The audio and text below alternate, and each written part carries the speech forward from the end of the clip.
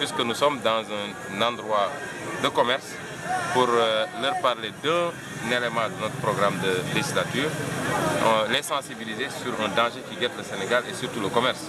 C'est le danger qui prend source de la signature des accords de partenariat économique par Macky Sall et son gouvernement.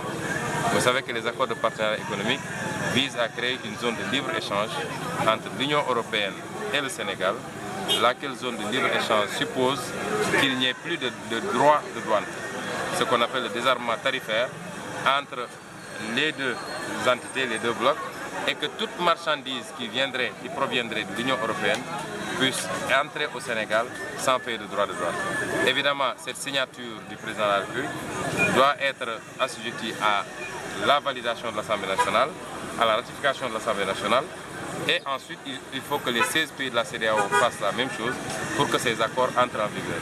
Mais ces accords, et j'ai voulu que nos parents commerçants le comprennent, si ils sont validés, ratifiés par l'Assemblée et l'ensemble des assemblées, c'est un danger pour le commerce au Sénégal, parce que ce que ça suppose, c'est qu'aujourd'hui, on met en concurrence directe notre commerce avec notre secteur commercial avec le secteur commercial de l'Union européenne, notre secteur industriel avec le secteur industriel de l'Union européenne, notre agriculture avec l'agriculture de l'Union européenne. Or, cette entité-là a fini de construire toutes ces politiques sectorielles. Vous savez très bien que notre agriculteur ne pourra jamais concurrencer l'agriculteur français, allemand, qui peut gérer des centaines d'hectares et qui peut les arroser à partir de sa chambre même, en cliquant sur des boutons d'ordinateur, qui ne dépend pas de la pluviométrie et qui a une subvention de l'Union européenne.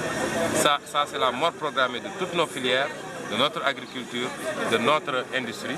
Mais le pire encore, c'est que les Européens et les Français particulièrement ont tordu le bras à Macky Sall qui accepte tout ce que la France lui demande et ont fait signer cet accord.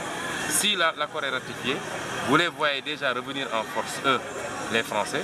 Vous les voyez transporter ici leurs grands centres commerciaux, Auchan, bientôt Carrefour peut-être, Citydia, ainsi de suite.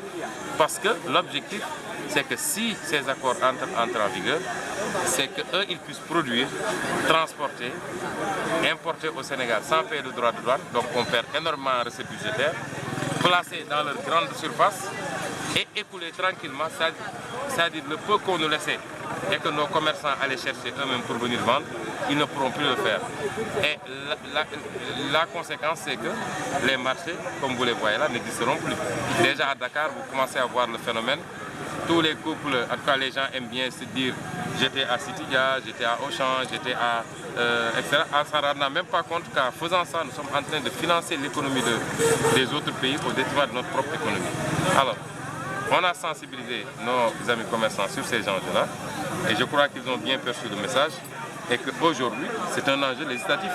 Parce que si on donne une majorité écrasante à Macky Sall, évidemment, sa prochaine Assemblée nationale va ratifier rapidement cet accord. Ce que la précédente n'avait pas eu le temps de faire.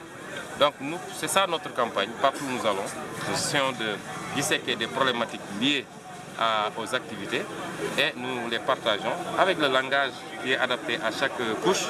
Nous en parlons aux populations et jusqu'à présent, nous nous rendons compte que les populations comprennent bien les enjeux. Ce que nous faisons quand nous allons vers les caisses de pêche, nous parlons des fameux accords de pêche qui font qu'aujourd'hui nos pêcheurs ne s'en sortent plus, ils préfèrent prendre les pirogues pour essayer d'émigrer.